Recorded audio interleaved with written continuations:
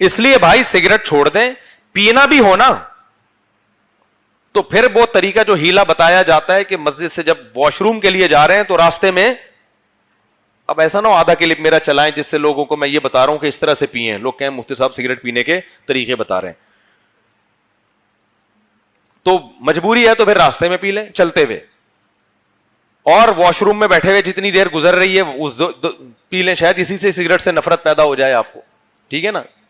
تو لیکن آپ نے ایسے نہیں کرنا کہ باہر کھڑے ہو کر آپ سگریٹ پی رہے ہیں, اس سے اعتکاف ٹوٹ جائے گا آپ کا. تو چلتے چلتے پی لیں جلدی جلدی کیا, اور واش روم سے فارغ ہوئے اور پھر واپسی پہ بھی ایک چھٹا لگا لیں, میری طرف سے کیوں کہ اپنی طرف سے لگائیں. صحیح ہے نا, صحیح ہے نا.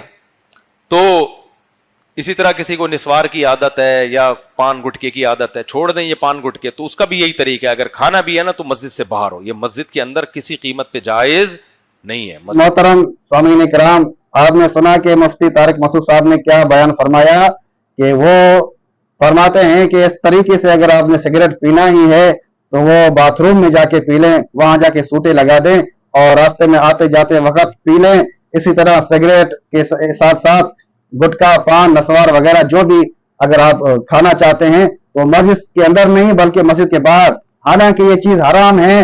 جن چیزوں کو اللہ تبارک و تعالیٰ نے نشہ آور چیز کو حرام قرار دیا ہے اس چیز کو مفتی صاحب حلال اور جائز قرار دے رہے ہیں, لیکن مسجد میں حرام قرار دے رہے ہیں کہ مسجد میں جائز نہیں ہے, باہر جائز ہے. اور اس کا ہیلا بتا رہے ہیں کہ وہ یہ ہے کہ باتھ روم میں جا کر سوٹے لگائیں اور راستے میں آتے جاتے وقت سگریٹ پی لیں, اور گٹکا, پان اور نسوار وغیرہ جو بھی کوئی پیتا ہے تو اس کو یا کھاتا ہے تو وہ راستے میں کھا لے پی لے, مسجد کے اندر نہ کرے. مسجد کے اندر توہین ہے اور جائز نہیں ہے. تو سوال یہ پیدا ہوتا ہے کہ جو چیز حرام ہے, جس کو اللہ تبارک و تعالیٰ نے حرام قرار دیا ہے, اللہ کے نبی صلی اللہ علیہ وسلم نے حرام قرار دیا ہے کہ ہر نشہ آور چیز حرام ہے, ہر نشہ آور چیز حرام ہے. کل مسکر حرام, اللہ کے نبی صلی اللہ علیہ وسلم کا فرمان صحیح بخاری میں بھی موجود ہے, صحیح مسلم میں موجود ہے, سیاہ ستہ کی کئی کتب میں موجود ہے اور دیگر کتب میں بھی موجود ہے کہ اللہ کے نبی صلی اللہ علیہ وسلم نے ہر نشہ آور چیز کو حرام قرار دیا ہے. سگریٹ ہو یا نسوار ہو یا کوئی پان ہو جس کے اندر نشہ آور چیز شامل ہوتی ہے, وہ سب کے سب حرام ہیں. اللہ تبارک و تعالیٰ نے اس کی قطعی طور پر کوئی اجازت نہیں دی ہے, اس کو حلال قرار نہیں دیا ہے بلکہ وہ حرام ہے. لیکن یہ مفتی صاحب اپنی مسجد میں بیٹھ کر, منبر پر بیٹھ کر یہ تربیت دے رہے ہیں, یہ تعلیم دے رہے ہیں, یہ ہیرا بتا رہے ہیں کہ مسجد کے اندر تو وہ جائز نہیں ہے, لیکن باہر جا کے سوٹے لگائیں, باتھ روم میں جا کے سگریٹ کے سوٹے لگائیں, نسوار کھائیں, پان کھائیں, جو بھی کرنا ہے مسجد سے باہر تھوڑا سا باتھ روم کی ایریا میں جا کے وہاں جا کے یہ کام کر لیں. تو دیکھیں یہ تعلیم و تربیت ہے مذہب حنفی کی, یہ تعلیم و تربیت ہے مفتی طارق مسعود صاحب کی کہ اپنی عوام کو یہ تربیت دے رہے ہیں, یہ سکھا رہے ہیں, یہ اجازت دے رہے ہیں, یہ تعلیم دے رہے ہیں کہ مسجد سے باہر جا کے یہ سارے حرام کام کر لو. جائز ہے, مسجد کے اندر جائز نہیں ہے. مجھے بتائیے یہ کون سی آیت میں لکھا ہوا ہے, یہ کون سی حدیث میں لکھا ہوا ہے, کس کتاب میں لکھا ہوا ہے کہ وہی حرام کردہ چیز جس کو اللہ تبارک و تعالیٰ نے حرام کیا ہو وہ مسجد میں تو حرام ہو اور مسجد کے بعد جو ہے باہر جا کے وہی چیز حلال ہو جائے؟ یہ کون سا طریقہ ہے, یہ کون سی شریعت ہے, یہ کون سا دین ہے, یہ کون سا اسلام ہے؟ یہ اسلام نہیں ہے, نہ یہ دین ہے, بلکہ مفتی طارق مسعود صاحب کا خود ساختہ عمل ہے اور مذہب حنفی کی یہ کارستانیاں ہیں کہ یہ لوگ اس طرح سے ہیلے اور بہانے تلاش کر کے حرام کردہ چیزوں کو, ناجائز چیزوں کو حلال قرار دیتے ہیں اور ہیلے بہانے سے اس کو جائز کر دیتے ہیں. یہ ہے تعلیم و تربیت مفتی طارق مسعود صاحب کی. جس چیز کو اللہ تبارک و تعالیٰ نے حرام کر دیا اس کو کسی کو اجازت نہیں ہے کہ وہ اس چیز کو حلال کر سکے, یا اس کو اجازت نہیں ہے کہ وہ اس کو جائز کر سکے. اللہ تبارک و تعالیٰ نے بتا دیا, فرما دیا وَلَا يُشْرِكُ فِي حُكْمِهِ أَحَدًا. اللہ تبارک و تعالیٰ اپنی شریعت میں, اپنے قانون میں, اپنے دین میں, اپنے حکم میں کسی کو شریک نہیں کرتا. یہ کسی کو اجازت نہیں ہے کہ کوئی شخص اللہ کے دین کے اندر دخل اندازی کر کے اور اللہ کی حرام کردہ چیزوں کو हलाल करार दे दे। नहीं, अम लहुम शुरकाउ शरअउ लहुम मिनद्दीन मा लम यअज़न बिहिल्लाह। अल्लाह ताला फरमाता है क्या इनके शरीक है जो इनके लिए शरीयत बनाते हैं, शरीयत साजी करते हैं, दीन साजी करते हैं, जिसकी अल्लाह तबारक व तआला ने इजाजत नहीं दी।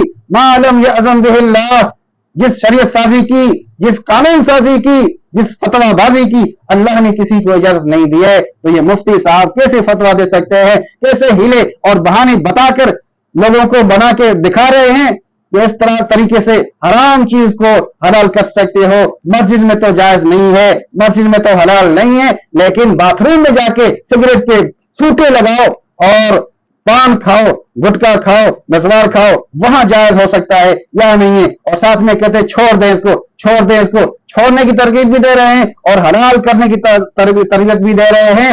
बताइए कि आवाम क्या करेगी? क्या उसको हलाल समझेगी या हराम समझेगी? यकीनन उसको जायज समझेगी, और नाजायज समझेगी तो मस्जिद की हद तक। ये मस्जिद में तो ये जायज नहीं है, लेकिन बाहर ये सारे काम किए जा सकते हैं। तो ये इमेज जाएगा लोगों को, कितना बुरा इमेज जाएगा, कितना खराब इमेज जाएगा लोगों के सामने। आम आवाम, सारा आवाम इससे क्या मसाइल अखज करेगी, क्या मतलब लेगी? वो तो हराम करदा चीजों को हलाल समझ बैठेगी। मुफ्ती साहब ये क्या किया आपने? आपने मस्जिद में बैठकर, मिंबर पर बैठ के सिगरेट पीने की इजाजत दी है कि बाथरूम में जाके सूटे लगाएं, और तरीका भी बता रहे हैं इस तरीके से सूटे लगाएं और सिगरेट पी सकते हैं। आप देखिए कि इस चीज की अल्लाह तबारक व तआला ने हमें इजाजत नहीं दी है। दीन अल्लाह तबारक व तआला ने अपनी पास से नाज़िल फरमाया कुरान मजीद की सूरत में, वही की सूरत में, और उसको मुकम्मल कर दिया और महफूज कर दिया। उसके अंदर अब ना कोई किसी चीज को हलाल कर सकता है ना हराम कर सकता है। जो अल्लाह ने हराम करना था कर दिया, जो हलाल करना था कर दिया। कुल्लु मुस्किरिन हरामुन, अल्लाह के नबी सल्लल्लाहु अलैहि वसल्लम ने बताकर ये वाज़े कर दिया कि हर नशा आवर चीज हराम है, हराम है, हराम है। अब ये मुफ्ती साहब उसको हलाल कैसे कर सकते हैं? बताइए। ये जो हीला बताया इन्होंने, ये जो तरीका बताया इन्होंने, ये जो बहाना बताया इन्होंने, ये कौन सी किताब में लिखा हुआ है? कुरान मजीद की कौन सी आयत में लिखा हुआ है? हदीस की किस किताब में लिखा हुआ है? किस हदीस में ये लिखा हुआ है कि अल्लाह ने या अल्लाह के नबी सल्लल्लाहु अलैहि वसल्लम ने ये हीला बताया हो कि हराम करदा चीज मस्जिद में तो हराम है, लेकिन मस्जिद में जाके वही चीज तुम्हारे लिए जायज है और हलाल है, जाओ जो करना है कर लो, खाओ पियो। तो ये सरासर बेदीनी है, ये अल्लाह के दीन के अंदर दखल अंदाजी है, शरीयत साजी है, जिसकी अल्लाह तबारक व तआला ने इजाजत नहीं दी है। लिमा तसिफु अलसिनतुकुमुल कज़िब हाज़ा हलालुन व हाज़ा हराम।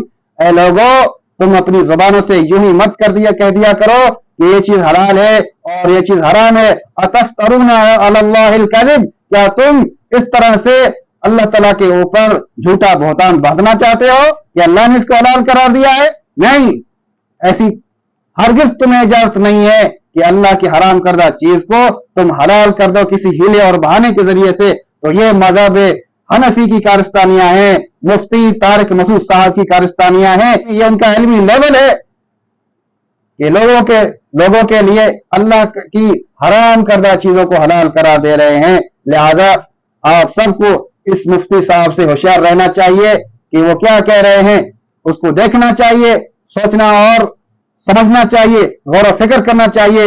यूं ही नहीं कि मुफ्ती साहब ने जो कह दिया वो वही है, यानी हलाल को हराम कर दिया और हराम को हलाल कर दिया। तो ये ऐसा नहीं हो सकता, इसलिए कि अगर कोई ऐसा शख्स करता है कि जिस चीज को अल्लाह तबारक व तआला ने हराम करार दिया हो और मुफ्ती साहब उसको हलाल करार दे दें और सामने वाले लोग, सुनने वाले लोग उसको मान लें, तो गोया कि उन्होंने अल्लाह को अपना रब नहीं बनाया, बल्कि अहले किताब की तरह मुफ्ती साहब को अपना रब बना दिया।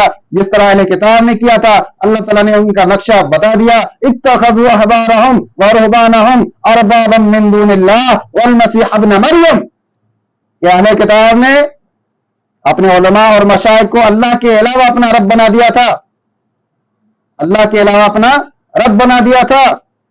यहां तक कि ईसा इब्न मरियम को भी अल्लाह के अलावा अपना रब बना दिया था।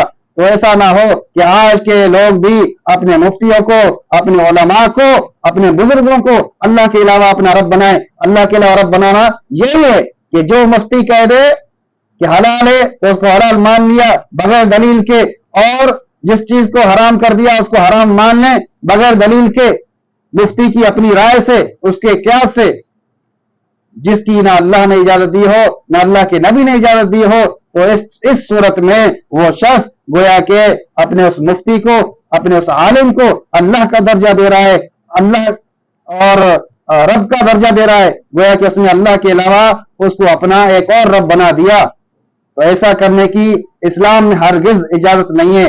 अगर कोई शख्स इस्लाम पे अमल करना चाहता है तो उसे चाहिए कि कुरान मजीद और सही अहादीस को थाम ले, मजबूती से पकड़ ले और उसके मुताबिक अमल करे। उसकी रोशनी में जो जितने भी मसाइल हैं उसको सीखे और समझे, उस पर अमल करे। यही सीधा रास्ता है, यही सिरात मुस्तकीम है। इसी की अल्लाह के नबी सल्लल्लाहु अलैहि वसल्लम ने हमें नसीहत की थी।